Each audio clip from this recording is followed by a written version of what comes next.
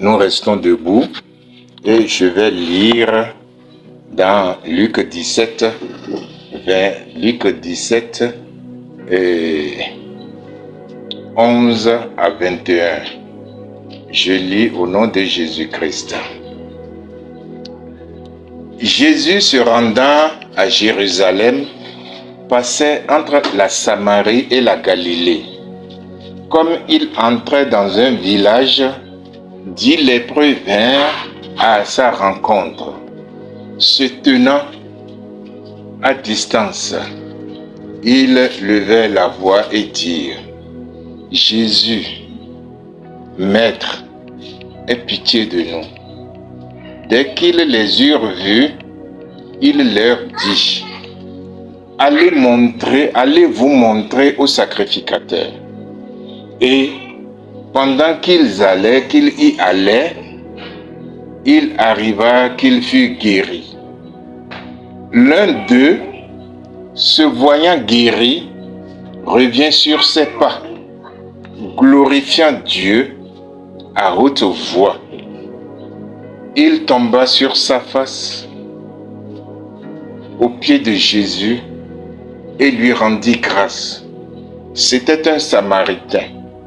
Jésus prenant la parole dit: Les 10 n'ont-ils pas été guéris? Et les 9 autres, où sont-ils? Ne s'est-il trouvé que cet étranger pour revenir et donner gloire à Dieu? Puis il lui dit: Lève-toi, va, ta foi t'a sauvé. Les pharisiens demandaient à Jésus: Quand viendra le royaume de Dieu?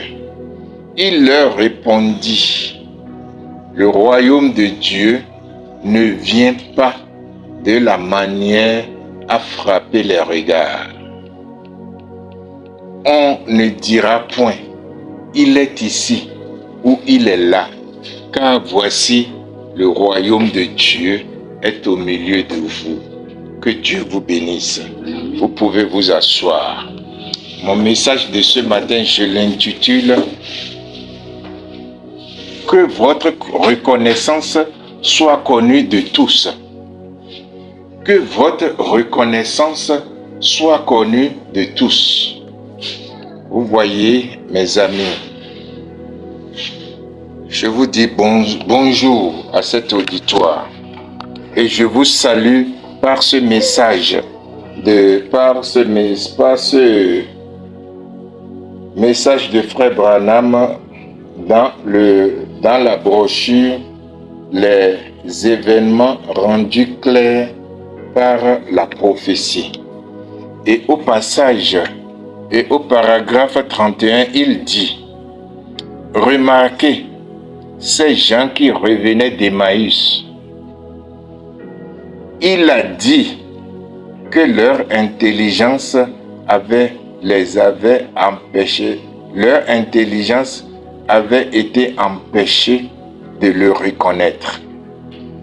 Toute la journée, il lui avait parlé et il n'avait même pas reconnu qui c'était. Dieu peut faire ça, car il est Dieu. Amen. C'est ce que je disais tout à l'heure. Vous voyez, votre intelligence ferme la porte à la volonté de Dieu. Tout à l'heure, nous avions chanté: Abandonnez tout, j'abandonne tout à Dieu. Si vous abandonnez réellement tout à Dieu, votre intelligence ne va pas vous fermer les yeux pour voir que celui qui était là, c'était Jésus. C'est la même chose qui s'est passée sur la route d'Emmaüs. Il croyait, comme n'importe quel chrétien ce matin dit qu'il croit. Mais si tu crois, tu dois abandonner ton intelligence et faire confiance en Jésus-Christ. Parce que c'est lui qui sait tout ce qui est bon pour toi. C'est la raison pour laquelle Frère Branham a dit que Dieu contrôle chaque situation et chaque individu.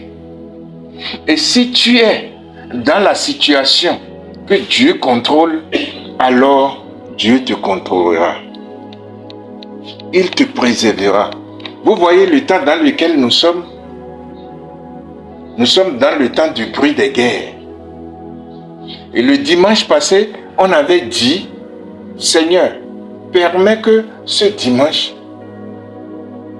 nous venons te louer et t'adorer en esprit et en vérité. Et qu'est-ce que Dieu a fait? Il a fait la même chose. Et nous lui demandons encore la même chose pour le dimanche prochain. Et cependant, il y a le bruit des guerres. Vous voyez, c'est Dieu qui a la clé de toutes les portes. Ce n'est pas ce que l'homme pense qui va arriver forcément. C'est Dieu qui contrôle le temps de paix. Et c'est Dieu qui contrôle le temps de guerre. C'est Dieu qui contrôle chaque conscience. Et pour ce faire, rien ne peut vous arriver sans que Dieu ne le permette premièrement. C'est pourquoi vous devez faire confiance en Dieu sur tous les plans. Maintenant, revenons à notre texte de ce jour. Luc 17, 11 à 21. Nous voyons que Jésus se rendit à Jérusalem en passant par la Samarie et la Galilée. Comme il entrait dans un village, 10 lépreux vinrent à sa rencontre. Se tenant à distance, ils élevèrent la voix et dirent, « Jésus, Maître, aie pitié de nous. » C'est normal. Frère Branham a dit que nous avons quelque chose à faire. Et voilà ce que eux, ils ont fait leur pas. Vous voyez, ils ont fait leur pas parce que ils ont connu qui est Jésus. Et ils ont dit exactement ce qu'il fallait dire. Jésus, Maître, aie pitié de nous. Maintenant, il appartient à Jésus de faire lui aussi sa part. Vous voyez, ce n'est pas la peine de trop parler, de raconter beaucoup de... Non, beaucoup de discours n'amènent pas Dieu à vous répondre. Dites exactement ce que vous voulez. Et là, quelle que soit votre condition, je voudrais attirer votre attention sur que ces lépreux-là, ils n'ont pas jeûné. Ils n'ont pas jeûné 40 jours, 40 nuits. Mais ils avaient une préoccupation. C'était leur situation de lèpre. Et ils ne pouvaient pas rentrer dans la ville. Donc c'était leur préoccupation. Et c'est exactement ce qu'ils ont dit à Jésus. Et dans le verset 14, la parole nous dit, dès qu'ils les eurent vus, dès que Jésus-Christ les a vus,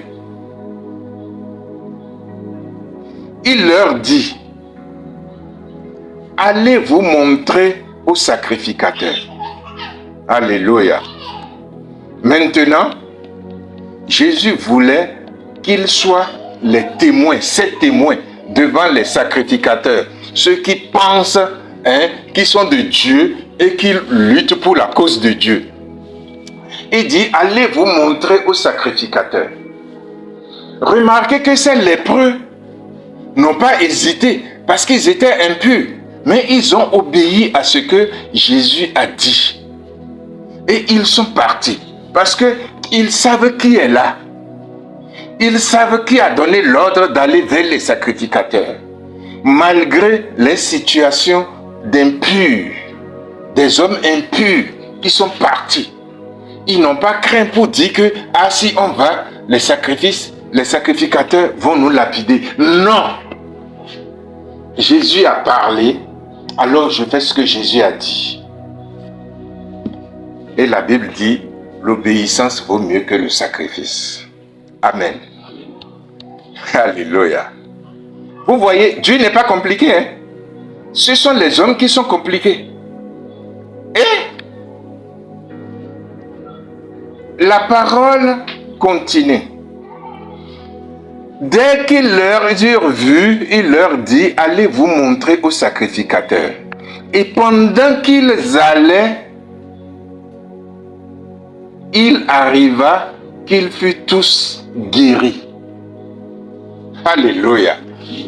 Donc, Jésus qui a parlé, qui a dit, allez vous montrer au sacrificateur, il savait qu'avant d'arriver au sacrificateur, le miracle va se passer. Et les sacrificateurs seront obligés de leur demander ce qui s'est passé. Alors, sur la route, en chemin, les 10 sont guéris. Ce matin, qu'est-ce que tu veux? J'imagine que la première des choses que tu voudras, c'est que Dieu t'épargne et épargne toute ta famille au cas où la guerre viendra. C'est ce qui est important pour toi ce matin. Alors, tu dois mettre ta foi là-dessus. Pour dire que, quel que soit ce qui arrivera, je serai toujours debout. Moi et ma famille. Amen. Donc, en chemin, ils sont tous guéris.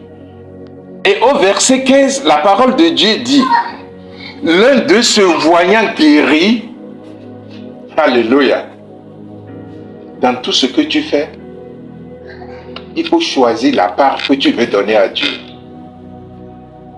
L'un d'eux se voyant guéri,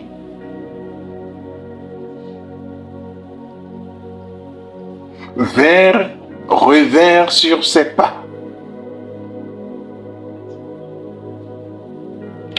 Il vient de prendre sa décision.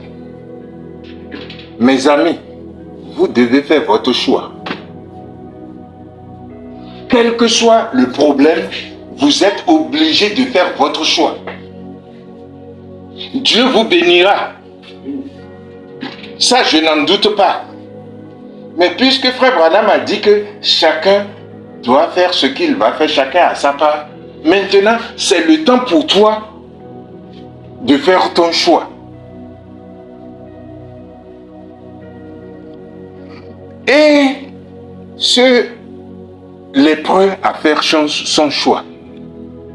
La Bible dit, il arriva qu'il fut guéri.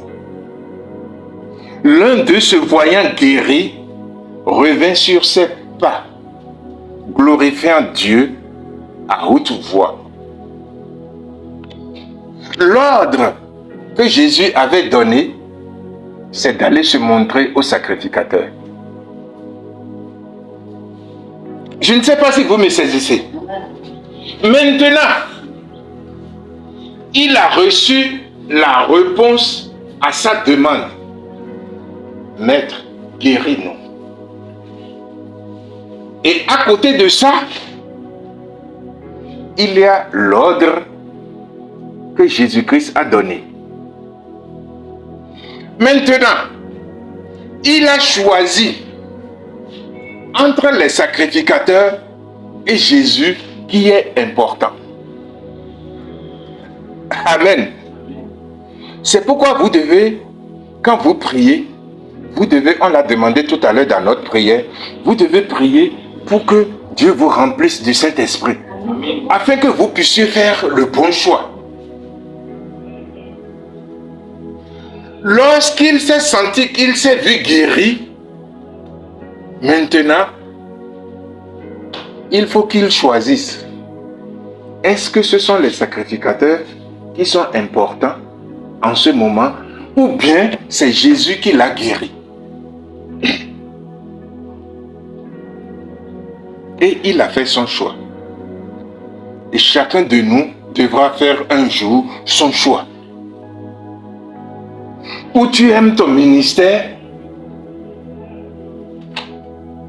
et tu t'accroches à ton ministère et tu veux que tout le monde te craigne et tu veux que tout le monde donne les dîmes, ou bien tu t'accroches à Jésus-Christ qui bénit ton ministère.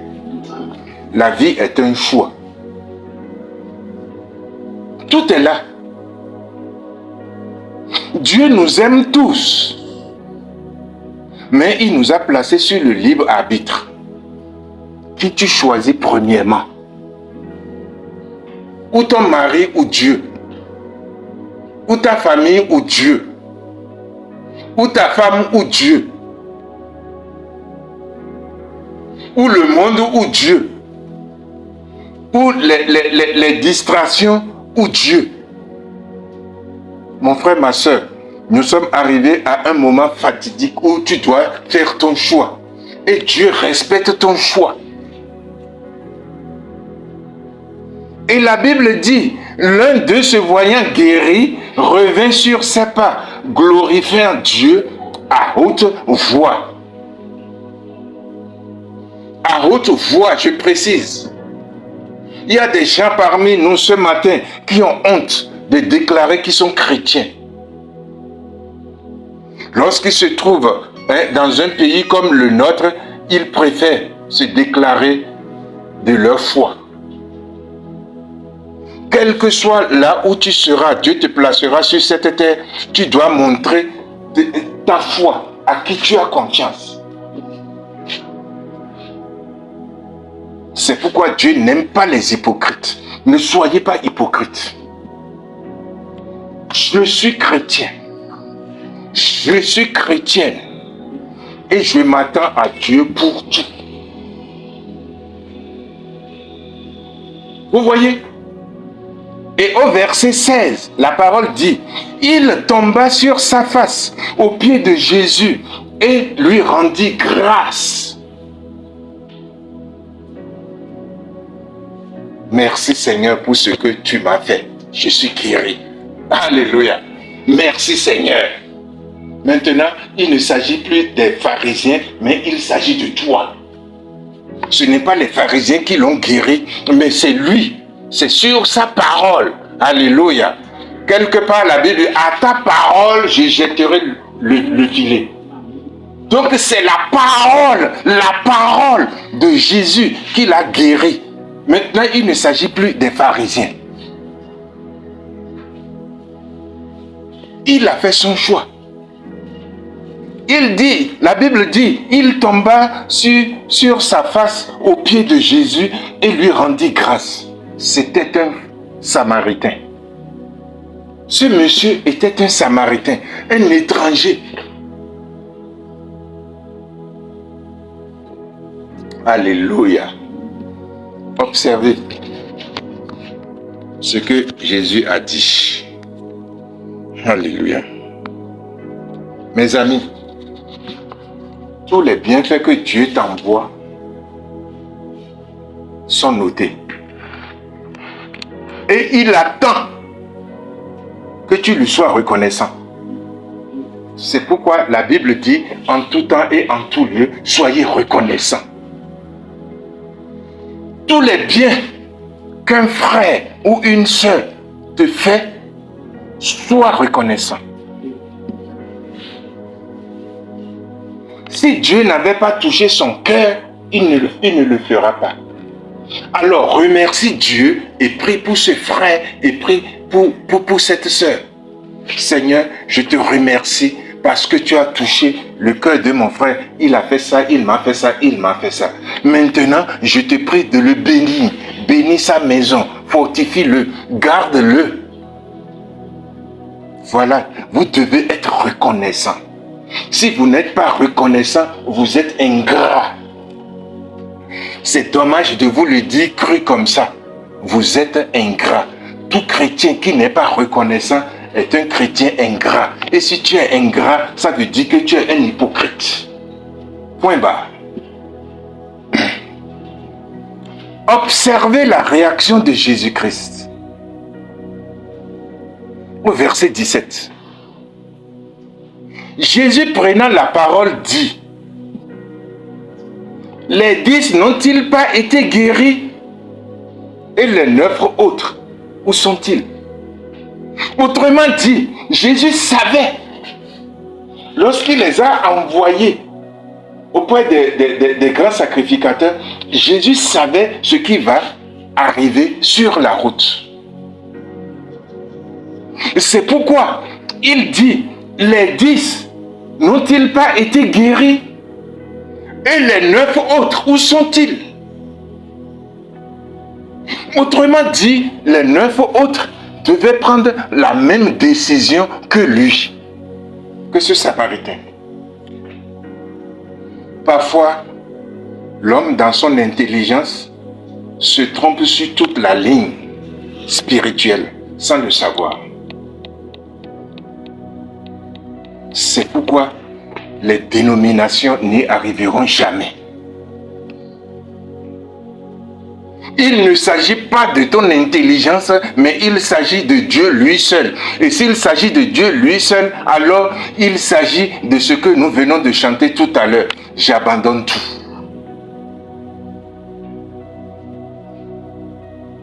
Jésus était surpris. Les 10 n'ont-ils pas été guéris? Et les 9 autres, où sont-ils? Au verset 18, il dit, ne s'est-il trouvé que cet étranger pour revenir et donner gloire à Dieu?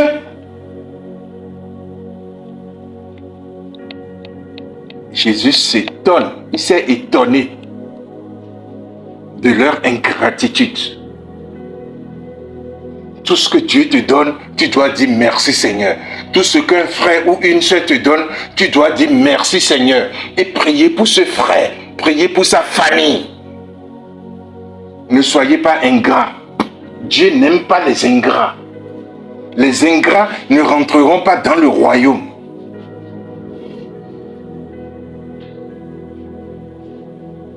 Observez. Observez les récompenses de sa gratitude. Les récompenses de ce Samaritain. Observez. Alléluia. Observez. Au verset 19, Jésus-Christ dit, puis il lui dit, lève-toi, va, ta foi t'a sauvé. Alléluia. C'est pourquoi je vous dis quelque chose. Dieu vous donnera tout ce que vous voulez sur cette terre. Alléluia. Et au même moment, il est prêt à vous faire entrer dans le royaume. Ce Samaritain, cet étranger, vient d'avoir et sa guérison et son entrée dans le royaume des cieux. Qu'est-ce que nous cherchons ce matin? La Bible dit, la foi vient de ce qu'on entend, et ce qu'on entend vient de la parole de Dieu. Puis il lui dit, lève-toi, va, ta foi t'a sauvé. Le même jour, à la même heure, il reçoit la guérison, il reçoit le salut. Quel Dieu merveilleux nous adorons. Mes amis, ne permettez pas que votre intelligence vous trompe sur toute la ligne. Votre intelligence détruit. Il vous détruit. Votre intelligence a été placée là pour vous détruire. Quand il s'agit des affaires de Dieu, abandonnez votre intelligence. Confiez-vous à Dieu. Au verset 20, les pharisiens demandaient à Jésus, quand viendra le royaume de Dieu? Vous voyez? Parce qu'ils ont vu ça, voilà quelqu'un qui n'était même pas, il n'était même pas dans le plan de Dieu pour connaître quand est-ce que Dieu. Maintenant, ils ont été épatés.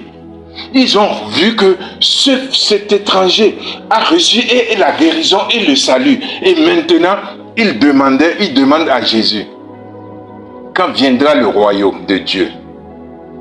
Donc, il faut qu'il sache quand viendra le royaume de Dieu et ils vont se repentir. Mon frère, ma soeur, la repentance c'est maintenant, sinon vous périrez. Repentez-vous maintenant, sinon vous périrez.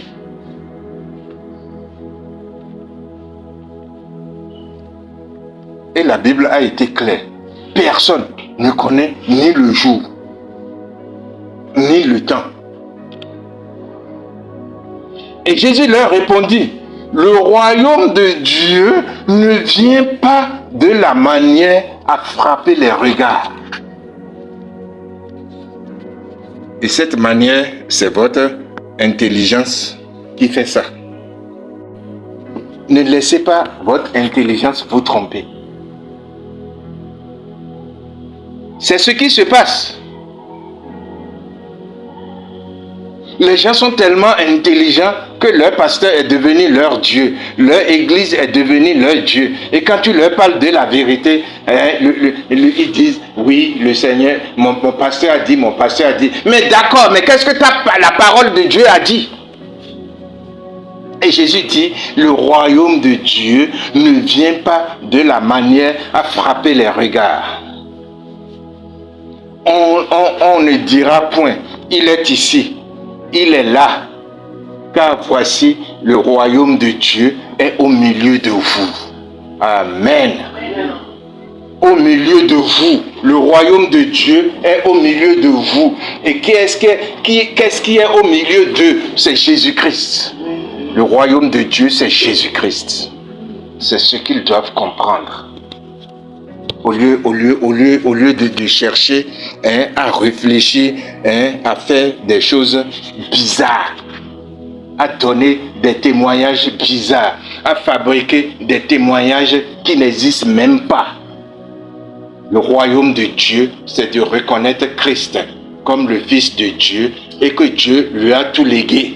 Il a tout mis sous sa main et maintenant, désormais, c'est par lui qu'il faut rentrer dans le royaume de Dieu. Et c'est pourquoi, dans Jean 13, verset 10, la parole de Dieu dit, écoutez attentivement, en vérité, je vous le dis, celui qui reçoit, celui qui reçoit celui que j'aurais envoyé me reçoit, et celui qui me reçoit, reçoit celui qui m'a envoyé. Jean 13, 20. En fait, qu'est-ce qui s'est passé? Ces gens, Dieu a fait sa part. Jésus-Christ a fait sa part. Et sa part, c'est de prouver, alléluia, que c'est Dieu qui l'a envoyé. Et c'est lui qui guérit. Et c'est lui qui sauve. Voilà ce qu'il vient de démontrer. Et quand Jésus-Christ a fini de montrer, il a fini de faire sa part, qu'est-ce qu'il faut? Les autres aussi devraient aussi faire leur part. Quelque part, Jésus-Christ a dit, je ne fais rien sans que mon Père qui est dans les cieux ne me le montre premièrement. Il a fait sa part, Dieu les a envoyés. Et il les a dit, allez vous montrer au sacrificateur. Et le Samaritain aussi a fait sa part.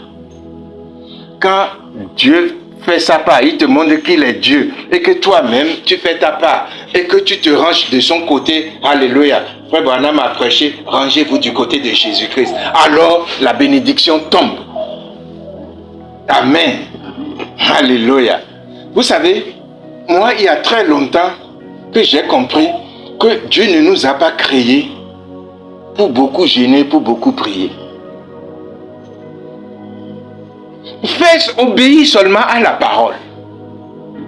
C'est tout. Vous voyez? Et Jésus-Christ a montré, lui, il a fait sa part. Le pharisien a fait sa part. L'étranger a fait sa part. Et la bénédiction est tombée. Point barre. Dieu n'est pas compliqué. Maintenant, allons dans Matthieu, dans Ésaïe 38. Il y a quelque chose de bien qui s'était passé là. Ésaïe 38 à partir du verset 1, je lis. En ce temps-là, Ézéchias fut malade à mort. Le prophète Ésaïe, fils d'Amon, vint auprès de lui et lui dit, « Ainsi parle l'Éternel, donne tes ordres à ta maison, car tu vas mourir, et tu ne vivras plus. » Ézéchias se tourna. Ézéchias tourna son visage contre le mur et fit cette prière à l'Éternel. Ô Éternel, souviens-toi que j'ai marché devant ta face avec fidélité et intégrité de cœur et que j'ai fait ce qui est bon à tes yeux. Et Ézéchias répandit d'abondantes larmes. Puis la parole de l'Éternel fut adressée à Ésaïe en ces termes. Va dire à Ézéchias, ainsi parle l'Éternel, le Dieu de David, ton père. J'ai entendu ta prière, j'ai vu tes larmes. Voici, j'ajouterai à tes jours 15 années. Je te délivrerai, toi et cette ville, de la main du roi d'Assyrie. Je protégerai cette ville. Voici, de la part de l'Éternel, le signe auquel tu connaîtras que l'Éternel accomplira la parole qu'il a prononcée. Je ferai reculer de 10 degrés en arrière avec le soleil l'ombre des degrés qui est descendu sur les degrés d'Achar. Et le soleil reculera de 10 degrés sur les degrés où il était descendu. Amen. Le roi Ézéchias a fait valoir sa marche sur cette terre. Alléluia. Et il s'est humilié, c'est-à-dire il s'est fait petit et humble. Et Dieu lui a augmenté 15 ans. C'est ce que vous deviez faire. Marchez correctement en Jésus-Christ et faites-vous toujours petit et humble. Et Dieu vous bénira sur toute la ligne. Maintenant, écoutez ce que Frère Branham dit. Il dit, il était mieux pour Ézéchias pour qu'il aille, pour qu'il rentre. Dieu l'a appelé, hein, il doit partir. C'est ce que je disais tout à l'heure. Dieu sait ce qu'il est bon pour nous, ce qui est bon pour nous. Et Frère Branham a dit, c'était mieux pour lui qu'il aille. Parce que jusque-là, il était bon. Regardez, lisez la lecture. Regardez, après tout, regardez ce qui s'est passé. Mais Dieu savait ce qui allait se passer. Mais à cause de son humilité et de sa petitesse et de la façon dont il a marché sur cette terre, Dieu a regardé ça et lui a encore donné 15 ans. Mes amis, c'est pourquoi la Bible nous dit, nous demande d'accepter toutes choses par le bon goût. Mes amis, acceptez toutes choses par le bon goût. Dieu sait ce qui est bon pour vous. Il sait ce qui est bon pour vous. S'il vous demande de rentrer, rentrez maintenant. Votre famille, il prendra soin. Il prendra soin de vos affaires. Il prendra soin de votre enfant, de vos enfants. Il sait. Remarquez, avec les 10 lépreux, Dieu sait ce qu'ils ont besoin. Dieu sait qu'un seul sera reconnaissant. Vous voyez? C'est pourquoi il dit au verset 18, ne s'est-il pas trouvé que cet étranger pour revenir et donner gloire à Dieu? Puis il lui dit, lève-toi, va, ta foi t'a sauvé. Ce lépreux a reçu le même jour la guérison et le salut. Ma prière ce matin, c'est que, mes amis, vous soyez très bien sur cette terre et que vous alliez dans son royaume, le royaume de Dieu. Dieu est amour. Il sait que vous étiez sales et il vous a sanctifié. Oubliant le passé, nous courons vers la vocation céleste. Ce sont les gens qui se rappellent de votre passé. Ah, il avait fait ça, elle avait fait ci, elle avait fait ça. C'est un enfant de Dieu ça. Mais la Bible dit que Dieu vous a lavé dans le sang de Jésus-Christ. Et il a jeté tous vos péchés dans la mer de l'oubli. C'est de ça qu'il s'agit. Il ne s'agit pas de ce que les gens disent. Alléluia. Si vous écoutez les gens, ils vont vous perdre. Ils vont vous donner d'autres soucis que vous ne méritez pas. C'est un chrétien ça, c'est une chrétienne ça, il avait fait ci, il avait fait ça. Mais la Bible dit, oubliant le passé, nous courons vers la vocation céleste. Ma prière est qu'il en soit ainsi pour tout le monde. Prions. Éternel Dieu Tout-Puissant, je te remercie, je te loue, je t'adore, je te rends gloire. Je te remercie pour ce moment que tu nous as accordé. Je te remercie pour la vie que tu nous as donnée gratuitement.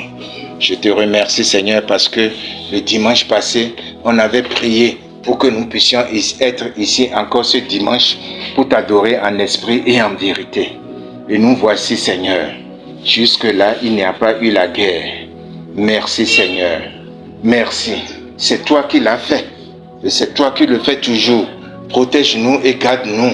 Et nous te demandons, le dimanche prochain, permets que nous soyons ici encore pour t'adorer en esprit et en vérité. Car c'est toi qui contrôles chaque situation et chaque individu. C'est ce que le prophète a dit. C'est toi qui as plané le chemin sous notre pas. C'est toi qui mets tous les ennemis sous nos pas. C'est pourquoi, Seigneur, nous te disons merci. Merci, Seigneur, pour tout ce que tu nous avais fait. Merci pour tout ce que tu nous fais. Merci pour le plan merveilleux que tu nous as réservé.